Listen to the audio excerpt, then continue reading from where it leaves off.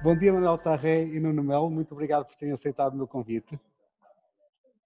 Manuel, eu gostava de começar consigo perguntando-lhe uma coisa. É um empresário já com muitos anos de experiência e quer na sua empresa, na Gel Peixe, quer enquanto presidente da ALIF, da Associação do Setor, já ao longo destes últimos 40 anos viu o país a passar por muitas situações, situações de grande crise, situações de grande expansão, de crescimento, de esperança. Ou seja, eu imagino que já olha para aquilo que vai acontecendo ao país com um outro, não digo com distanciamento, porque nós nunca estamos distanciados daquilo que nos acontece, mas pelo menos com outro sentido, se calhar de reflexão sobre aquilo que se passa. Como é que vê o momento atual, que é um momento que todos estamos a ver, um momento duro e que nos afeta a todos? O que é que significou para si, para a sua empresa, para o seu setor, para a forma como olha para o país e para o mundo?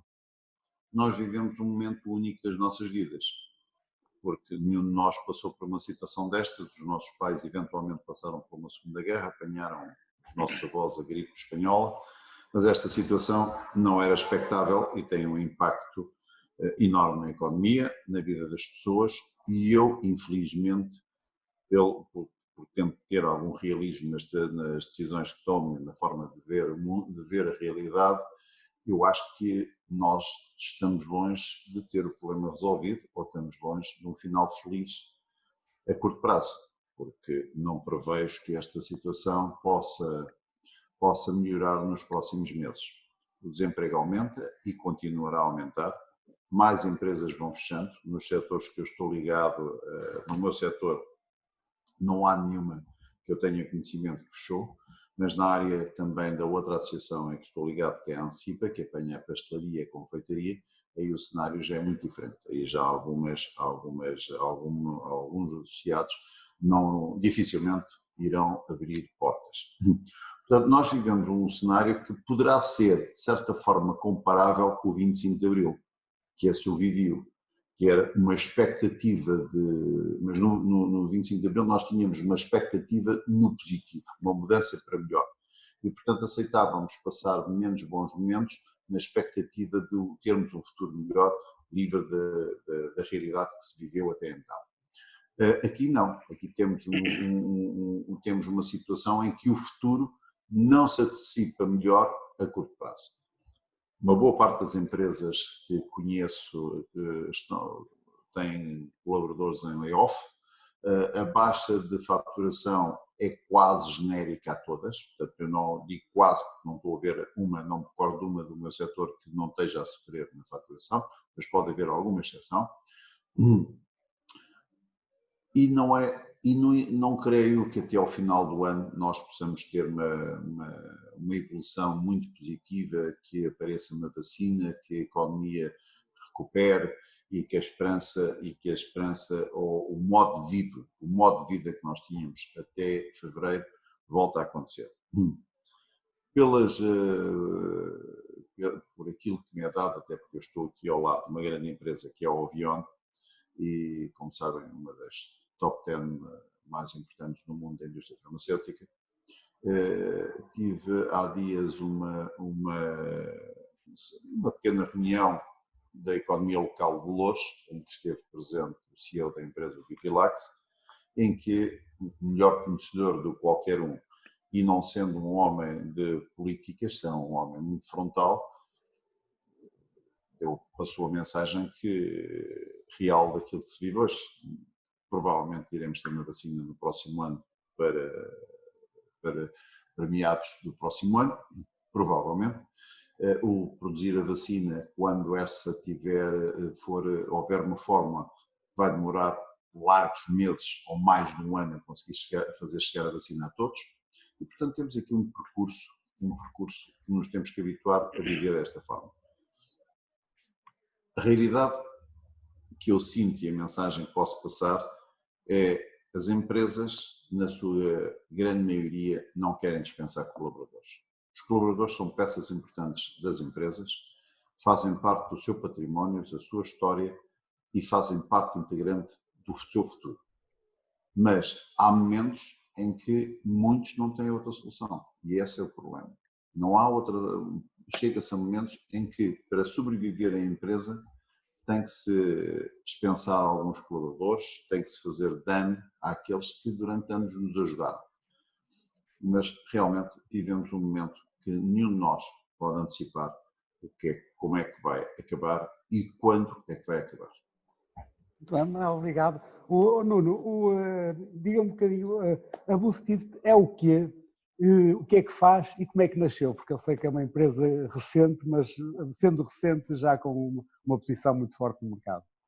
A Boost IT é uma empresa tecnológica, portanto, nós temos várias áreas de atuação, estamos muito presentes naquilo que nós chamamos de transformação digital, portanto, apoiamos os nossos clientes, muitas vezes, a implementar a digitalização nas suas empresas, a criarem processos também eles digitais, e, portanto, de certa forma, podemos dizer que a Boost IT está na vanguarda daquilo que é a transformação digital. Nós temos clientes em Portugal e no resto da Europa, maioritariamente. Também temos algum trabalho nos Estados Unidos, mas menos expressivo. Portanto, os nossos clientes estão na Europa. A Boost IT nasce porque, efetivamente, antes da pandemia, naturalmente, havia já uma necessidade grande do mercado em se digitalizar.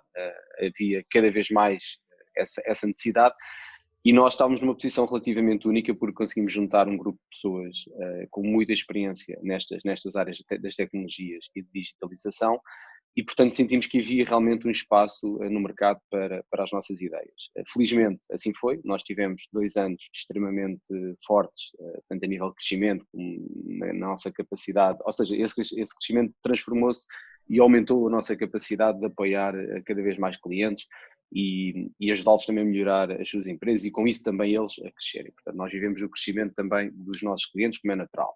Porque a tecnologia tem esta particularidade, que é a tecnologia implementada para gerar valor. Portanto, ninguém, salvo raras exceções de inovação em que se está disposto a gastar dinheiro sem ter retorno imediato, mas tipicamente ninguém implementa uma tecnologia ou ninguém faz um projeto tecnológico se não tiver um ROI associado.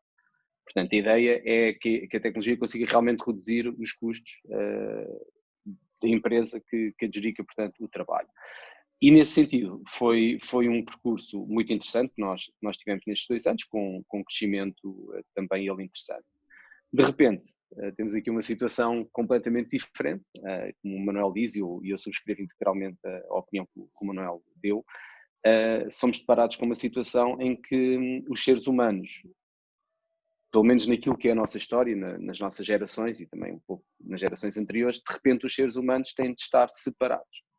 Ora, a nossa sociedade não funciona com os seres humanos separados. Nós temos a nossa sociedade e temos as nossas cadeias de valores montadas para que os seres humanos estejam juntos e interagir. E isto altera tudo. E como altera tudo, nós temos realmente a possibilidade também de ajudar os nossos clientes a fazer essa transformação. Portanto, aliás, lembro perfeitamente o dia em que nós colocámos a empresa em quarentena, que foi cerca de 1 semana e meia antes do estado de emergência. E esse processo para nós, enquanto empresa tecnológica, foi um processo tranquilo, mas os nossos clientes alguns tiveram impactos. Outros estavam também preparados e fizeram naturalmente. E, portanto, foi um bocadinho por aqui que nós também nos posicionámos e conseguimos seguir em frente. Muito bem. Manuel, isso, seguramente nós vivemos um tempo muito difícil e nos tempos difíceis todos nós, enquanto pessoas, indivíduos, comunidades, empresas, temos de tomar decisões muito difíceis, mas também eu até olhando para a história da sua empresa e pensando, e estava a pensar um bocadinho numa coisa, nós hoje vivemos num mundo em que se falam das startups e das empresas que nascem nas garagens, e eu vejo a história da sua empresa, se não me engano, e corrija-me se estiver enganado, nasce do espírito empreendedor do seu pai, e seu, e do seu irmão, e da sua família, e numa garagem. Se penso, já há 40 anos faziam startups, que ninguém lhe chamava startups, não é? Nas garagens. Chamavam-se outras coisas, sim. Mas, não, havia, é verdade, estávamos no pós-25 de Abril, numa crise de emprego também, e havia que fazer coisas e havia que encontrar a forma de sobreviver e de viver decentemente, e nós optámos, por variedíssimos motivos, uma história longa, em começar a Jalpeste e dedicarmos a esta área de negócio. mas realmente os recursos não eram muitos e a forma mais fácil era utilizar a garagem onde o meu pai guardava o carro, mas também fazia vinho, guardava garrafas e fazia um pequeno armazém numa loja de desenvolvedores de roupas ligados ao vestido. E converteu-se a garagem na pequena transformação da altura de pescado e convertemos a sala de estar da casa dos meus pais em escritório. Portanto, foi isso que fizemos. São sempre períodos interessantes. Quando as coisas correm bem, recordamos sempre estes períodos com muito agrado e ficamos a pensar que realmente a vida valeu a pena. Valeu a pena mais ainda porque às vezes não é nada fácil os filhos trabalharem com os pais. Hein? E no início tivemos, o meu irmão e eu, alguma dificuldade em nos habituarmos ao nosso pai como sócio, não como sócio. Mas depois o tempo veio a provar que realmente foi uma boa decisão. Deixa-me só fazer uma adenda àquilo que disse, porque eu ao longo da minha vida profissional já conheci centenas de empresários e essencialmente do norte e do centro do país. Eu sou do Porto e, portanto, a maior parte das empresas são empresas familiares no nosso país. Sim. Como a maior parte, a grande maioria, mais de 80%. Muito mais, a grande maioria. E não é só em Portugal, é na Europa toda. Ou seja, na Europa toda. E, portanto, a história de famílias e de pais e filhos e de marido e mulher, e portanto, é muito habitual. E eu posso garantir-lhe que não é fácil. Não é fácil. Não é fácil. Mas é muito interessante e é muito criador de grande riqueza no nosso país. Sabe que tenho saudades do início, porque nós quando partimos para este projeto estávamos cheios de ambição e tenho muita pena de hoje não ter aqui o meu irmão comigo, os meus sobrinhos e o meu pai também ainda vive connosco, porque realmente era esse o ambiente, era estarmos os três aqui e estarmos com os filhos e com os sobrinhos. Mas depois a prática da vida mostra-nos que há momentos em que há decisões que têm que ser tomadas para salvaguardar os interesses da empresa e do projeto que nós formamos. E hoje o meu pai faleceu, não está na empresa, e o meu irmão também não está porque houve um acordo entre nós e o meu irmão saiu, com pena provavelmente mútua, mas há decisões que têm que ser tomadas. Claro que sim. Nuno, o Side IT é uma empresa, ainda há bocadinho estávamos a dizer, recente, mas é uma empresa recente que foi constituída por pessoas muito experientes, portanto, em termos profissionais, mas que teve também, na altura, o apoio de outras pessoas e de investidores. E uma coisa que lhe perguntava a si, que já tem mais experiência, portanto, muitas vezes, até um bocadinho para aqueles que nos ouvem e que são mais jovens, qual é a importância para, quando se constitui a empresa, ter outras pessoas que não só os fundadores?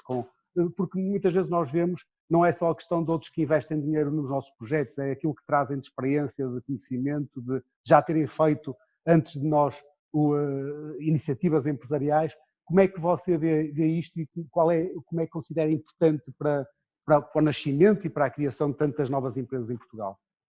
Como o Manuel já aqui referiu algumas vezes, há que saber salvaguardar os interesses do projeto e muitas vezes há que saber realmente pôr a empresa e pôr o projeto e pôr a visão de quem a teve na prática, e isso implica obviamente decisões difíceis e sacrifícios. E portanto, eu diria que isto tem tudo a ver, a forma como nós encaramos também a vida deve também ser transportada para as empresas, porque nós hoje em dia trabalhar é algo que se faz em qualquer sítio a qualquer hora, portanto cada vez fala mais no conceito de, em vez de ser o balance between work and life, fala-se no blended, porque hoje em dia realmente o trabalho está misturado nas nossas vidas. E portanto nós somos a mesma pessoa na empresa como temos de ser na nossa vida pessoal. Com a grande diferença que na empresa temos objetivos diferentes e temos de ter a capacidade de tomar essas decisões. E portanto, no meu entender, quando se cria uma empresa e quando se tem uma ideia, porque as empresas obviamente têm uma ideia por trás e tem alguém ou um grupo de pessoas que pensou, não é necessário ser um indivíduo só, mas alguém pensou numa ideia que se quer pôr em prática. E pôr essa ideia em prática é extremamente complexo porque há muitos desafios. Mas depois de se conseguir pôr o barco a navegar, existem muitos outros desafios. E, portanto, se há empresas que podem ser criadas com um só sócio, e a Boost IT, vamos ser francos, poderia ter sido, obviamente hoje teria um formato completamente diferente. mas eu acho que realmente é um erro nós irmos orgulhosamente sozinhos. E, portanto, aquilo que foi feito na Boost IT, e até posso revelar que nós até temos uma quantidade aceitável de sócios, portanto não somos propriamente poucos, mas a verdade é que conseguimos ter muitas opiniões diferentes, conseguimos ter visões muito diferentes entre nós, mas é dessa discussão, é dessa conversa que sai a decisão certa. E, portanto, é errado pensar que o promotor, o fundador, a pessoa que teve a ideia, tem sempre a decisão certa na ponta da língua, porque não tem. E isso acontece com o Boost IT. Isto é uma vertente, que é realmente a discussão que acontece no seio da empresa e as ideias. Depois, como o Ricardo também referiu, existe a questão da experiência. Uma empresa, qualquer ela que seja, na minha opinião, claro, poder contar com o Manuel Tarré, que é aqui o nosso caso, quer dizer, é altamente diferenciador a vários níveis. O Manuel tem uma experiência tremenda enquanto empresário, mas também enquanto pessoa, enquanto uma vida, como também referiu, uma vida cheia, uma vida rica, uma vida que valeu a pena, até utilizando as mesmas palavras que o Manuel utilizou. E isso é também, ou seja, conseguimos ganhar esse capital na empresa por ter uma pessoa como o Manuel. E os outros sócios trazem também todos um bocadinho disso. Portanto, o conselho que eu daria para quem está a tentar criar uma empresa, e obviamente criar uma empresa hoje é substancialmente diferente daquilo que foi criar uma empresa há 2 anos atrás, com o mercado, enfim, em franco crescimento, para não dizer em forte crescimento, mas em franco crescimento.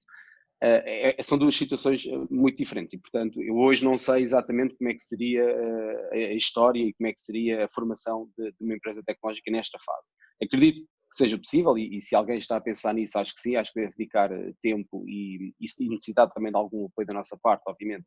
Estamos disponíveis para contribuir positivamente para que o mercado possa encontrar novas soluções de empregabilidade, mas diria que tem a ver um bocadinho com isto, ou seja, além do capital, que obviamente é relevante e é importante, existe acima de tudo a discussão de ideias e a partilha de conhecimentos que várias pessoas podem ter. Agora, também é importante haver união entre este grupo de pessoas, porque quando você é sócio de uma empresa, é uma missão que acaba por ser muito diferente do que um simples emprego. Não é algo que nós possamos dizer, olha, hoje chateei-me com o meu sócio ou a minha ideia não foi aprovada e, portanto, eu agora vou arranjar um outro emprego. Isso não é uma realidade para um sócio, não é uma realidade para um empreendedor. E, portanto, há aqui um equilíbrio que tem de ser um equilíbrio muito saudável entre os vários intervenientes, porque estamos a falar de pessoas que são invariavelmente diferentes. Portanto, há também que ter atenção a isso.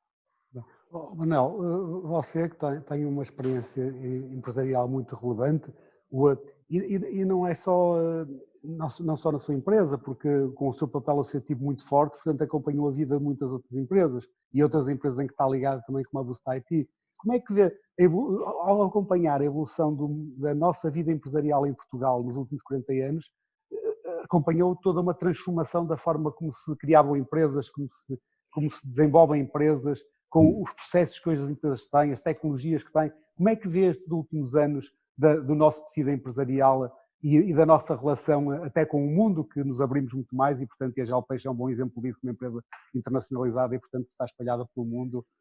Como é que olha para isto tudo? Ricardo, nos últimos anos houve um conhecimento, há um conhecimento diferente de se nós tivéssemos que ir há décadas atrás. Uma dinâmica forte de criação de empresas, muitas startups, as universidades têm promovido muito a criação de startups, onde uma boa parte delas vencem e tornam-se study case, e espero que a Boost seja uma dessas empresas nos próximos 4 ou 5 anos que consiga ganhar, que atingir os patamares de presença no mercado, de acordo com aquilo que o Nuno e os sócios bem merecem. Estes últimos anos realmente houve da parte do governo também um aligerar de criação de empresas. Na burocracia hoje forma-se uma empresa com mais facilidade. Muitos projetos, há um conhecimento global muito mais válido do que a economia. Quais são as possibilidades de alguns dos projetos serem vencedores, onde é que pode haver carências e onde é que pode haver ganhos e onde é que poderá valer a pena investir. Portanto, este conhecimento que nós temos hoje da economia global não existia há décadas atrás. os termos acesso a um Google e conseguimos fazer um levantamento global de uma determinada área de atividade, qual é a realidade dessa área, é algo que antigamente não havia. O que eu noto hoje em dia, numa parte de jovens que muitas vezes estou envolvido por outras áreas da minha atividade, que uma boa parte dos jovens têm um conhecimento muito alargado, mas têm dificuldade em tomar decisões. Têm tanto conhecimento que pouco arriscam. Isto contraria um pouco o princípio de há uns anos atrás, quando não havia toda esta informação em que as pessoas, pelo seu espírito empreendedor, criavam e arriscavam. É de louvar, e volto a repetir, o trabalho que tem sido feito nas universidades em alavancar e em projetar as startups. Portanto, eu acho que estávamos, mas voltaremos a estar certamente, porque o vírus não vem para ficar, o vírus um dia vai ter o seu fim e voltaremos outra vez ao ritmo normal da nossa economia. Mas a dinâmica dos últimos 10, 20 anos, 10, 15 anos, foi a dinâmica que todos nós sentimos com o crescimento da economia, como sabemos, e se não crescemos melhor, foi provavelmente não tivemos veículos, ou não tivemos FIAs, ou não tivemos políticos ainda a abrir-nos as portas. Nós nos sentimos melhor e respiramos de uma forma, nos sentimos melhor compreendidos e vivemos num Estado de Direito mais justo. Nuno, pegando até nesta questão da evolução dos jovens, e como o Manuel falava aqui do que hoje estão muito mais preparados, e o Nuno, eu penso até para a sua atividade, que tem um contacto muito grande com os jovens e com a gente competente na área das indústrias, que muitas vezes ajuda a levar para as empresas. O que é que acha que mudou significativamente a cultura empreendedora dos jovens hoje em dia comparado com os jovens de há 5, de há 10, de há 15, de há 20 anos? E depois, até pegando isto que o Manuel disse, que é muito interessante e que eu concordo em absoluto, e eu acho que isto falava quase como uma conversa de mais uma hora, porque é que os jovens hoje, sendo tão qualificados e tendo um mundo de oportunidades, às vezes têm mais dificuldade em decidir e mais dificuldade em dar um passo que no passado estava mais facilmente. O Nuno, como é que vê esta questão desta juventude empreendedora no nosso mundo? Concordo exatamente com essa visão, de que às vezes há tanto conhecimento que se torna difícil tomar a decisão e muitas vezes as pessoas são aversas ao risco. Sim, felizmente na minha atividade profissional tenho a sorte e o privilégio de contactar com jovens brilhantes que têm ideias, muitas delas fantásticas, mas realmente existe uma lacuna entre ter a ideia até desenvolver o MVP, que será o mínimo para se poder mostrar ao mercado, e daí seguir para uma empresa. Há uma grande dificuldade nestes passos. Por exemplo, uma diferença que eu encontro entre a minha geração, quando eu tinha 18, 19, 20 anos, 22, 23, ali a acabar a faculdade, e os jovens de hoje, é mais ou menos esta. Sempre houve incêndios. Na minha geração, quando havia incêndios, nós falávamos muito sobre isso e era um tópico de conversa, o que é que se poderia fazer para melhorar. Então, olha, vamos ser bombeiros. Isso podia ser uma ideia que ajudava. Hoje em dia, os jovens vão para os laboratórios de engenharia do técnico, por exemplo, ou de outra universidade, e inventam sensores que podem ser espalhados pelas florestas para detectar precocemente o incêndio. Portanto, há esta diferença. Ou seja, se calhar na minha geração nós, para ajudar, íamos ser bombeiros. Hoje em dia não, criam sensores. Isto é um caso real. O que é que acontece? A pessoa específica que criou os sensores tem uma tecnologia muito interessante que resolve um problema, que aqueles são os sensores que são atirados literalmente para as florestas. Eles comunicam entre eles e detectam o início do fogo de uma forma muito, muito interessante. Portanto, está a mexer com áreas da IoT, que são áreas também elas emergentes. A ideia é boa. O sensor existe, consegue-se provar essa detecção toda, mas não há uma empresa. Ainda não há uma empresa. E o empreendedor, neste caso, está com dificuldade em encontrar o caminho certo para se tornar um empreendedor. E a razão é simples, ele não quer arriscar, porque obviamente com aquela tecnologia e sendo algo que realmente ajuda a resolver um problema, não lhe seria muito complicado ter várias propostas até de investimento, como de facto tem. Mas não consegue escolher qual é melhor, acaba por não ter o risco de avançar. Portanto, também fica aqui uma mensagem que é, se nós não arriscarmos, certamente não vamos conseguir ter nada. Agora, também há que ter a noção que às vezes o risco traduz-se num perigo que pode magoar se correr mal. Também temos de estar preparados para isso, porque mais importante até, diria eu, do que lidar com o sucesso de levar uma ideia ao mercado, é lidar com o insucesso da ideia não chegar ao mercado porque alguma coisa de errado correu. Sendo que é uma grande verdade que hoje em dia, como o Manuel também disse, temos ferramentas digitais, no caso do Google, em que podemos fazer uma pesquisa, mas também podemos utilizar essas mesmas ferramentas para expor a nossa ideia. E em Portugal existe uma feira muito conhecida, este ano não sei exatamente o formato com que vai ser feita, que é o Web Summit. E no Web Summit, com um investimento relativamente baixo, nós conseguimos ter um stand durante um dia e estamos expostos às principais empresas, aos principais investidores a nível mundial. Portanto, é uma ferramenta que, a troco de um pequeno investimento, nos dá uma visibilidade tremenda. Portanto, eu acho que nunca houve tanta facilidade em expor as ideias ao mercado. Essa facilidade tem um aspecto negativo, que é o seguinte: hoje em dia há tantas ideias, há tantos projetos, há tanto potencial que às vezes também se torna difícil, e eu, não estando eu exatamente nessa situação, mas acredito que para o investidor, que é bombardeado se calhar diariamente com N oportunidades de investimento, fica confuso qual é que são as melhores ideias e quais é que são aquelas que realmente merecem também um investimento. Portanto, também existe o reverso da medalha. Daí que a preparação seja o mais importante, porque se a pessoa não conseguir explicar muito bem a sua ideia, se não conseguir explicar como vai levar ao mercado, como vai captar clientes, como vai gerar valor e reter valor dentro da sua organização, se não conseguir ter estas respostas a estas perguntas rápidas, então se calhar a sua ideia não está assim tão madura quanto isso. E portanto, aquilo que eu também recomendo aos jovens empreendedores, até porque muitos daqueles com que eu contacto são engenheiros, é tirarem algum tempo para se formarem em gestão. Não é necessário tirar um curso, mas ler alguns livros, ter algum conhecimento ou até fazer uma pós-graduação, porque realmente quando nós vamos com uma ideia ao mercado, nós não vamos necessariamente só a engenharia, nós temos de levar toda a framework que nos permite dizer: eu ponho esta tecnologia aqui e com estes canais vou captar clientes e a minha ideia vai vingar. E esse passo muitas das vezes também falta.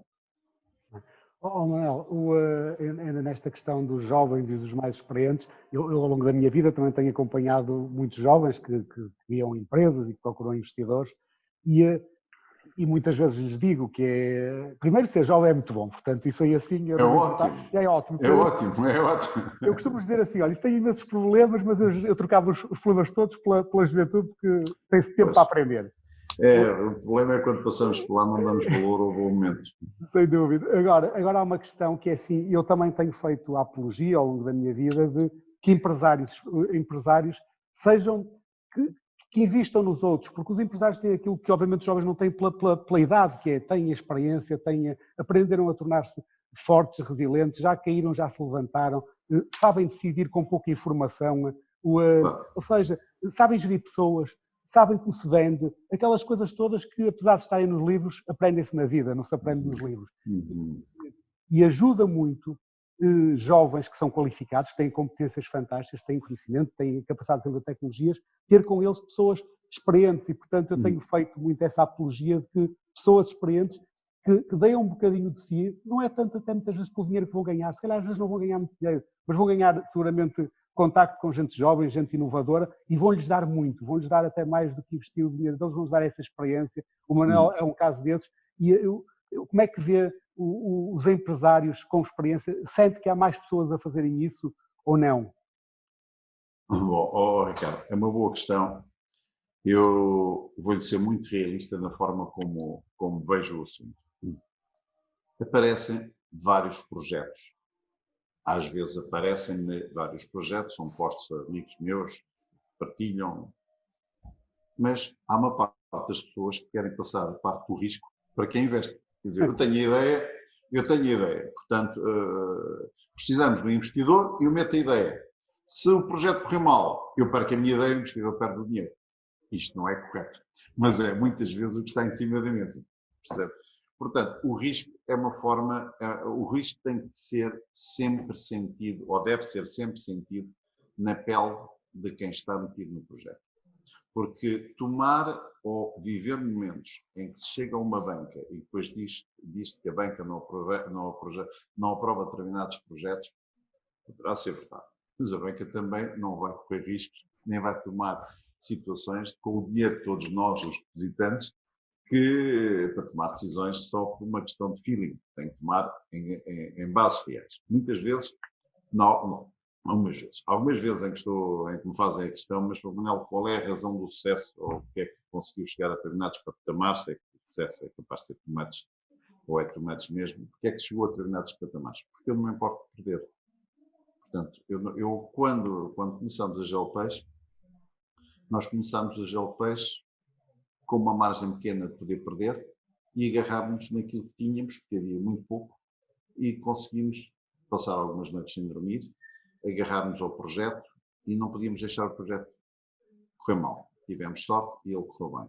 Mas nós, quando lançamos, temos que pensar que o que vamos meter de nós num projeto que nós estamos a pensar que pode ser positivo, que nos pode lançar para uma vida diferente, seja essa a nível de uma vida diferente de criação de valor, ou seja, inclusive uma vida melhor a nível pessoal, pode também se correr mal, trazer-nos à perda da qualidade de vida que nós temos hoje. Porque se nós pusermos algum dinheiro, ou se dermos avais a uma operação, o património que possamos ter de um andar, de um carro, o que seja, poderemos correr o risco de ficarmos sem esses haveres no caso do projeto de caminhos. Mas a grande questão dos projetos, e por isso estou na Boost IT com o Nuno e com mais um grupo de jovens extraordinários, são as pessoas. A aposta quando partimos para um projeto destes são as pessoas. A qualidade das pessoas, o empenho, a dedicação que vão ter à causa. Porque se essas pessoas não têm esse empenho, não é o projeto para nós estamos. O projeto pode ser fantástico, mas mais cedo ou mais tarde vai trazer dissabores. E temos que saber, porque já passamos situações desse género, saber sair ou fazer sair da nossa vida pessoas que não trazem valor acrescentado e só trazem incomodidade. Nós, quando estamos nestes projetos, e eu não estou só com o Nuno, tenho outras áreas, tenho mais uma área ou duas em que tenho investido, não é áreas completamente diferentes da minha, mas é a qualidade humana das pessoas, a seriedade, o empenho, a dedicação, o foco, a vontade de vencer, que depois nos arrasta todos para bons resultados, na grande maioria das vezes. Portanto, as pessoas fazem a diferença, o risco tem que lá estar, todos eles têm que ter risco, todos nós temos que ter risco, em que se as coisas correrem menos bem, podemos ter uma vida pior do que tínhamos no início. Isso é fundamental, mas é o foco, a dedicação, o empenho e o desejar obter bons resultados. E depois, se não conseguirmos ir por um determinado caminho para atingir os objetivos que inicialmente estavam previstos, tem que haver a criatividade, o engenho, a arte de conseguir descobrir outro caminho para sobrevivermos. Se temos estas pessoas que estavam previstas a ser estas que nos iam trazer sucesso, mas elas manifestaram-se por esta ou outra atitude, que não são as corretas, tem que haver a coragem dessas pessoas serem afastadas dos projetos e entrarem outras pessoas, ou convertermos pessoas que já temos dentro dos projetos a outros lugares de responsabilidade que nos ajudem a crescer e a dar credibilidade, mas sobretudo credibilidade, seriedade e foco. Porque essas são as razões de sucesso, são das razões mais importantes do sucesso. Manuel e Nuno, estamos a chegar ao fim, isto é muito rápido. Muito obrigado a ambos. Fica aqui esta mensagem final muito forte. Seguramente nós todos, enquanto sociedade, vamos ultrapassar isto. Portanto, isto está de passar, o mundo vai continuar. Desejo o melhor para as vossas empresas, para as vossas iniciativas empresariais. Que vos corra bem e muito obrigado. O prazer foi nosso. Muito obrigado. Muito obrigado.